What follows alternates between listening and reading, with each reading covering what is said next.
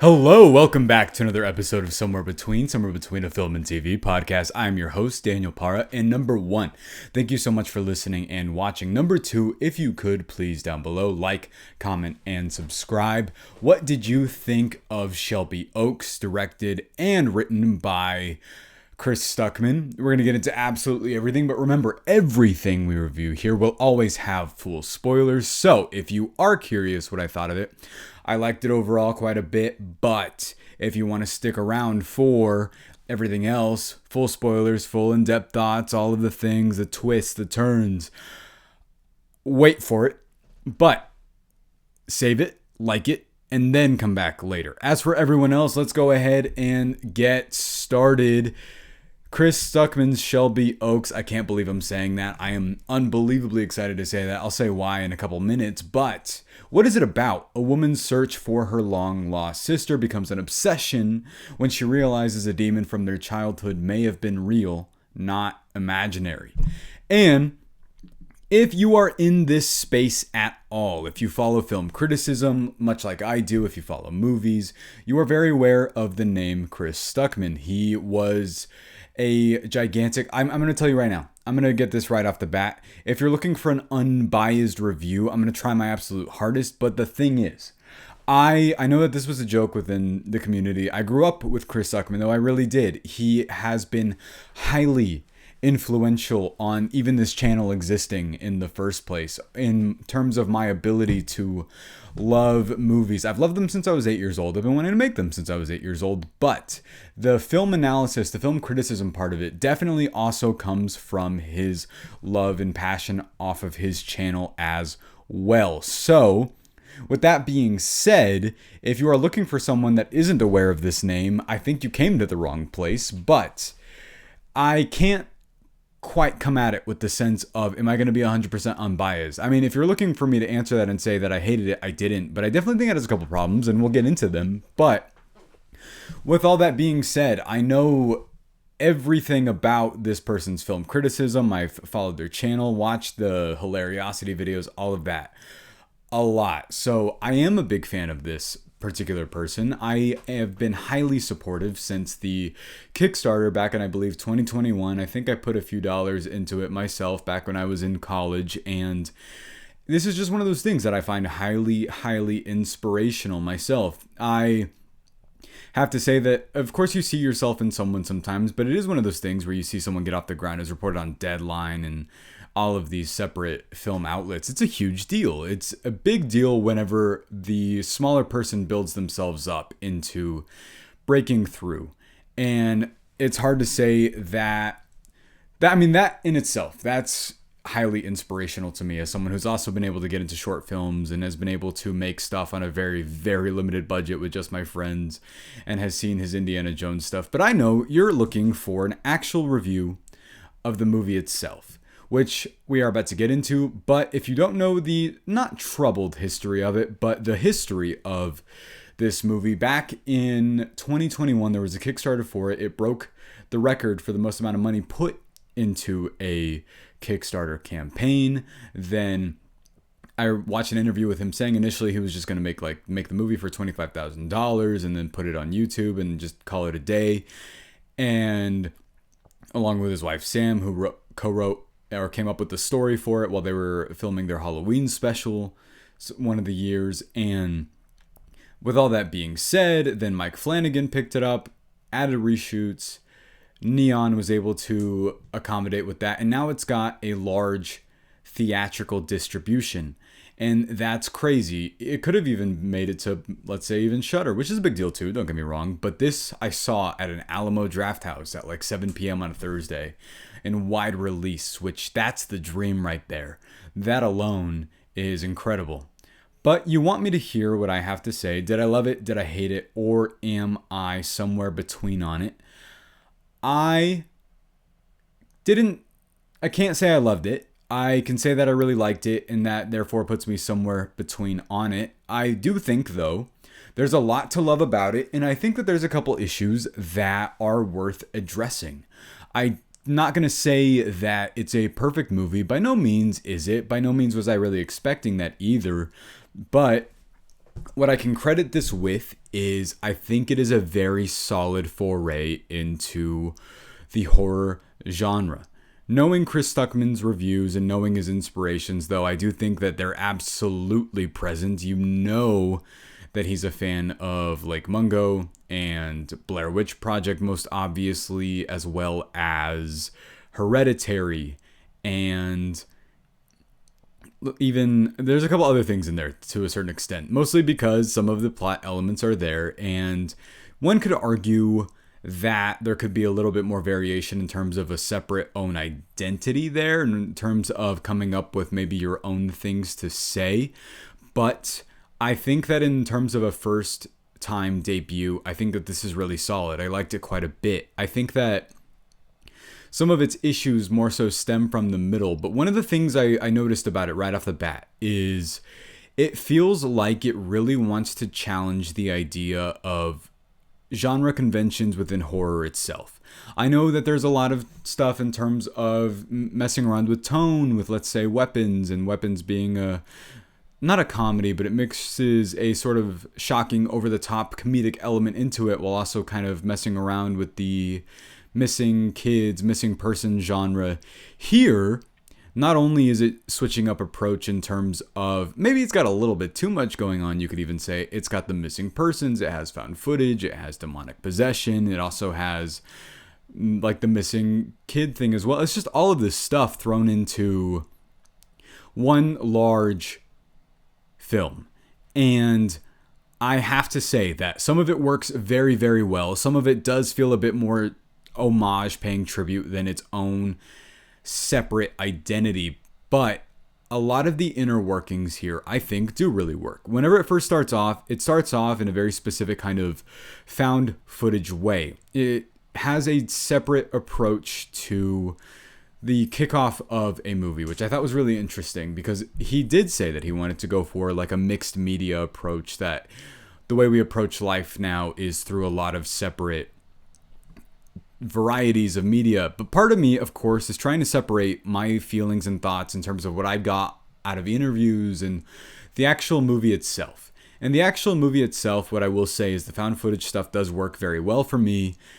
And I do think kind of really approaches that sort of realism thing that he's going for in the beginning stages. I really like the tribute to early YouTube. I think that it works very well. I think that the way that the characters are acting, the way the paranormal paranoids that are within context of the main character's sister missing, Riley, works really well. I like the footage a lot. I think that the specific type of granular, grainy look affects the overall sensibilities of it with the DV feeling and that sort of approach. It's kind of funny because I've seen a couple other reviewers say this, and I felt the same way, that when the movie first starts, naturally you're kind of like, is this going to feel like a YouTube movie? You know what I mean? Like a YouTuber's approach. And then at first the found footage thing happens and you're like, okay, I mean, yeah. But then it actually cuts into the footage overlapping and you're like, oh, this is a movie with a budget and with, cinematography that's really well done. And I think that the overall essence of the found footage component of it as well works really well. I think that realism approach was so interesting and made the movie start off in a very compelling way in terms of switching up genre conventions for what it is trying to do. I think that if the movie would have went all the way with that, it would have been interesting too, but really piecing that together. Unfortunately, I think the weak part of that is the transition piece of it where it moves into the actual movie itself. I think that parts of this work really well, and I think other parts of it are a little bit clunky in terms of script writing. And I think that maybe it's due to reshoots, maybe it's due to just the ability to have more money like pieced together, or maybe lack of resources, And I'm not trying to make excuses. I'm just telling you that I think that maybe one of the flaws stems from these things. And of course, it did affect the overall pacing of the movie itself, because while I did enjoy this movie quite a bit overall, I liked it a lot. I'm going to get that out of the way. I liked it a lot. I just didn't love it. Is that it kind of feels clunky in terms of its first act, second act, third act transitions. Because the first act with the found footage and the main event happening, where he says there's a person that shows up at the beginning of the movie after the found footage introduction, where he says, "She finally let me free. She finally let me free." And he shoots himself in the head. And this is the big thing that escalates into the titles. It's the shocking moment that you leave the movie with, and the escalation into a separate part of it where you're like, that's a pretty stellar opening. I think it's got a great hook. I think it has a great opening act. And honestly, still now in retrospect, I'm wondering what that means in terms of the overall events of the movie. Who is she in the context of this? Is this more about the older woman that's in the cabin, or is he talking about Riley? Because Riley obviously was held against her will to a specific extent. And what I liked a lot about that as well, though, as it is shocking, I think that it's really well done. It's just the in-between that I think this movie has its struggles with a couple of times. And I think that it affects the overall pacing of the movie, because then I felt like the middle kind of slows down a little bit too much. The main character I like a lot. The main character, who is played by, and I have to give her credit, Camille Sullivan, who plays Mia, is really, really great in this. Really great. That is a stellar find. That is a stellar actress in this movie. I think she's giving 1,000%. She's amazing in this. And without her, I think that the movie's anchor isn't as strong. But since her performance is so grounded and so real feeling, it really, really works. Especially due to some of the more like minor script error stuff. Like there's a moment where she has blood on her face, and then it feels like it's there for like a really long time. And I know other people call this out. It's just like a nitpicky thing. But part of me is also like, well, maybe it's to, show the amount of shock in her that she still has that on her. But it's like, I feel like a certain amount of time in the movie had passed and it's still there. But then after that, I think that the middle portion where she's doing the research, she's doing what's the incubus, what is going on, where's my sister, I just felt like character motivation wise that there's some stuff there that I'm kind of like, well, why did she choose to do this? Why did she make these actions? And I know the explanation at the very end, but it feels almost like a writing cop-out answer where she's kind of like, okay, well, I felt this presence drawn to me. Why did I go? Because I had this gravitational pull to this and these other things.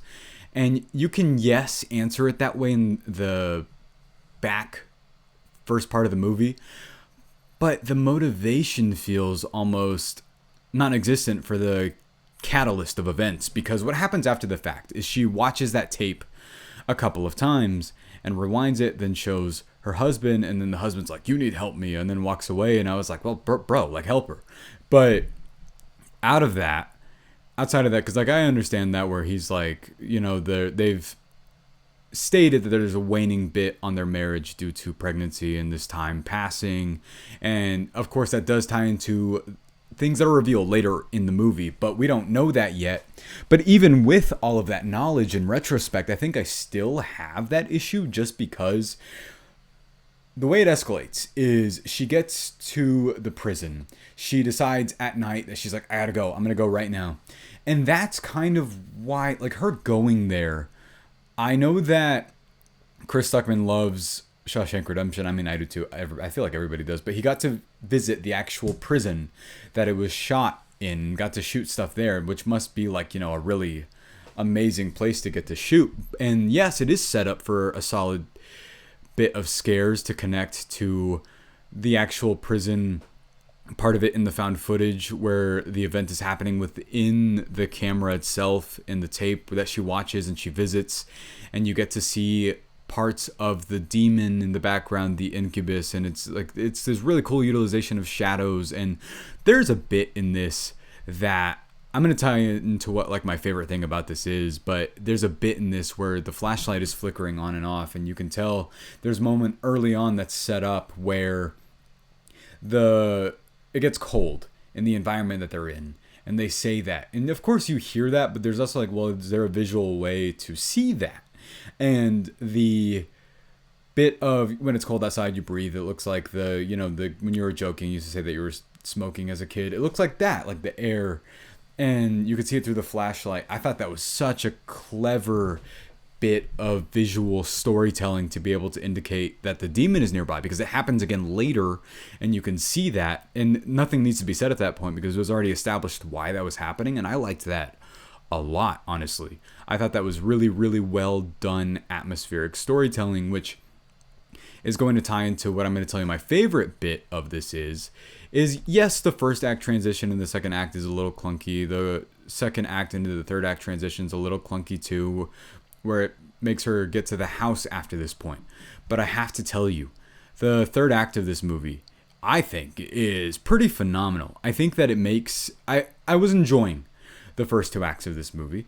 I thought that the first act was compelling and different. The second act might be my least favorite bit of it, just because the piecing together of everything, the middle portion of it, you can almost feel once the third act happens and our main character gets into the house of this older woman, that you're like, oh, the movie's been building to this the whole time, huh? Because I feel like the tension, the escalation, the amount of like scares amplifies by like 100 by the time we get to this point, because the reveal that happens here, I think, is really shocking and really well done. I think it's an amazing twist. I think the ending is an amazing twist as well, even if it's a little bit, telegraphed.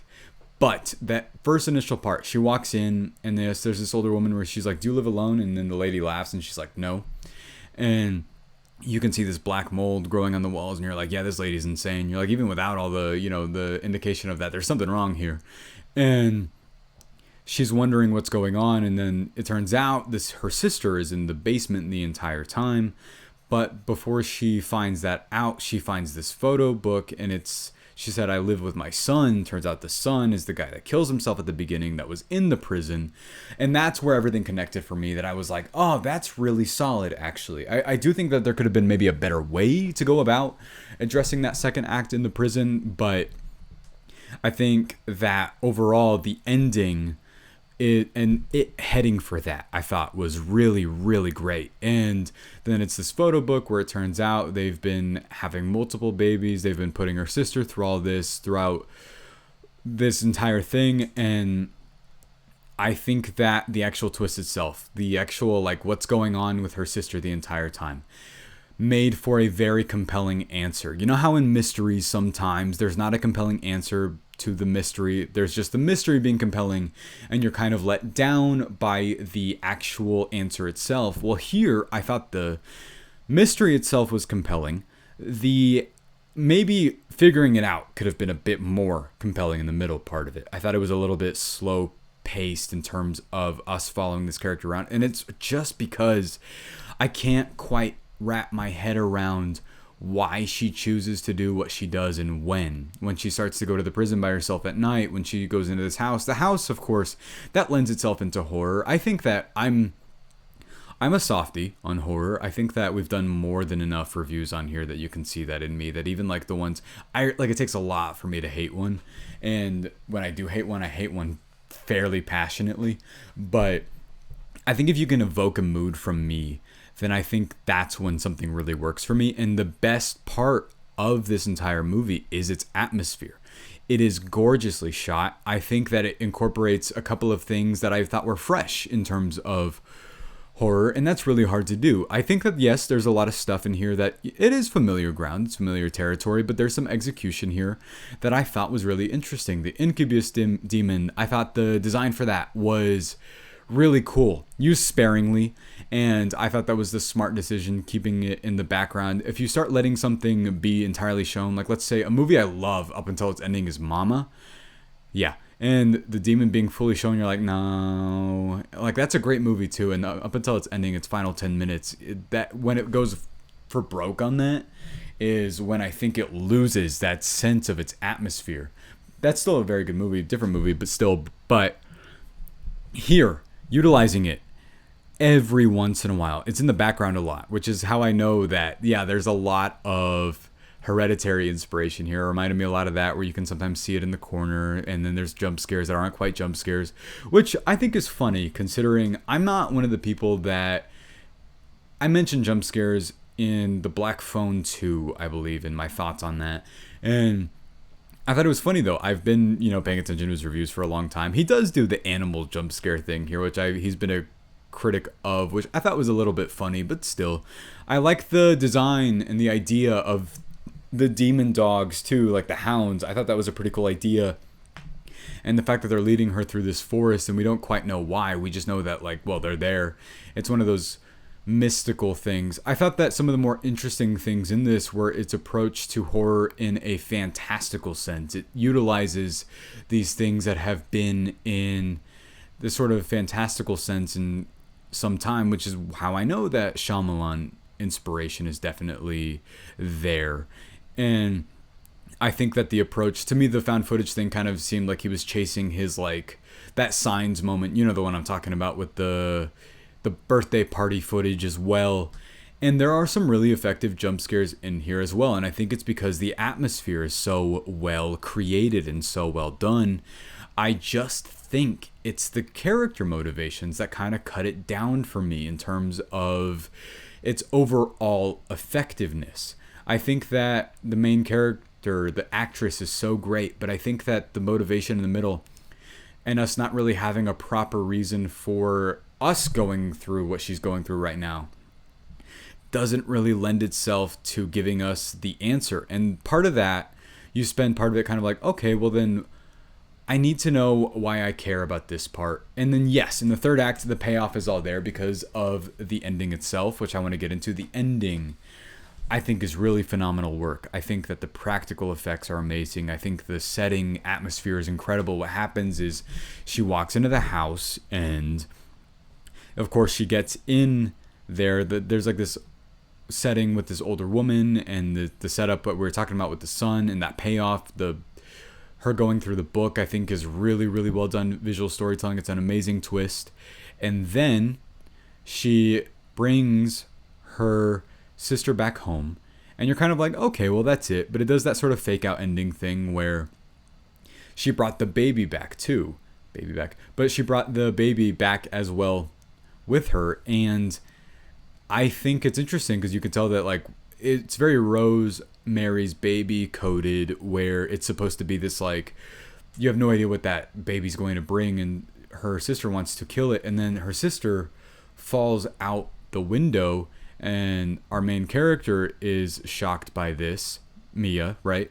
And she's torn apart by the dogs completely. And I thought the prosthetics on that were amazing. I thought that was shocking and really well done. It's just one of those movies where you can feel like the ending maybe was thought first and then everything else followed after the fact, because you have that build up to the entire third act setup of it. And that payoff was great. And then the whole thing about the very beginning, maybe a little bit too telegraphed because of what's not shown, ironically enough, where she said that her sister got good sleep last night, but she didn't.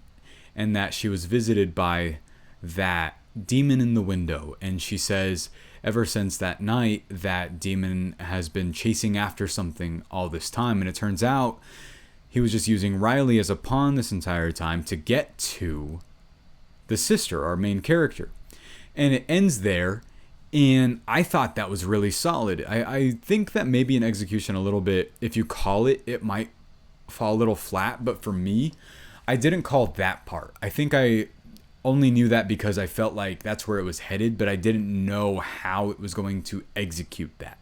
Because Riley being gone for all that time, and 12 years, I think. But I really, really dug a lot of this. I think it's just that there's a couple of character motivation things for the main character that I just didn't quite see past. And it was all of this stuff that has to do with the middle. I think that the beginning is really solid. I think it's great, honestly.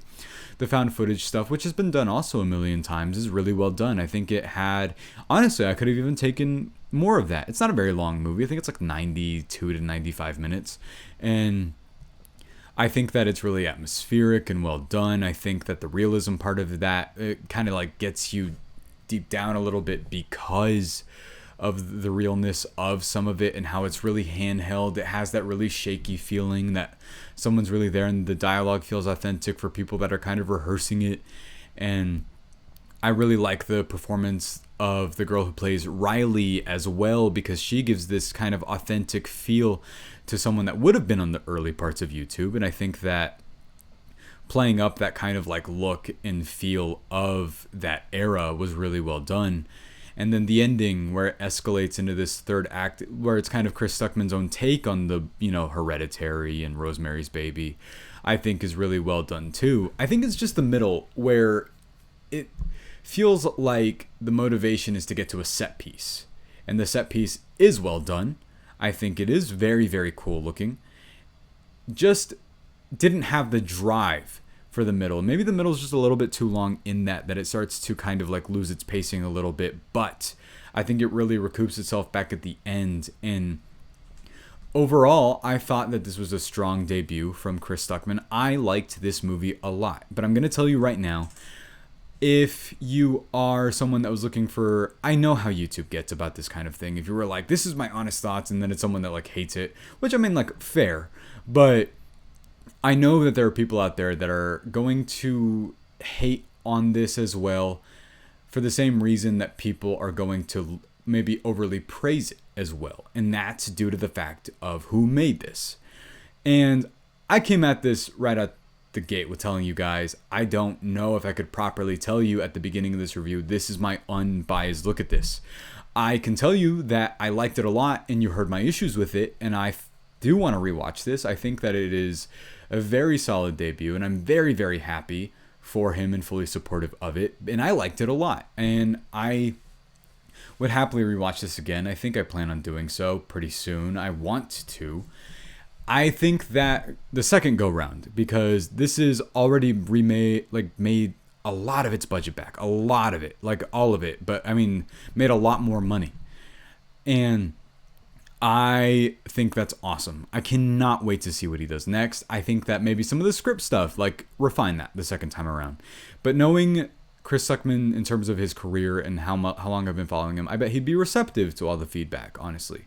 And my feedback on that pretty much is this. I think it is a very, very solid debut with a lot of great atmosphere and imagery. And I think that I have found him hugely inspirational for a long part of my life and continue to do so, because he's living the end goal for a lot of us. And I think that's incredible. And overall, I'm going to give this a score. I'm going to give it a 4 out of 5. I liked this movie a lot. I think it has great imagery. Like I said, I think it has proper atmosphere, scary atmosphere. The jump scares, except for like one, I really, really dig. And like I said, just the pacing in the middle and some of the character motivation. But overall, I think that this is a very, very good movie. But what did you think of Shelby Oaks? Did you love it? Did you hate it? Or are you somewhere between on it? I want to know. And up next is Chainsaw Man, the Reze art. Cannot wait to talk about that. Stay tuned for that. In order to do so, please subscribe. I want to hear again what you thought of Shelby Oaks. Anyways, guys, thank you so much on my end for listening and watching. I'll see you next time.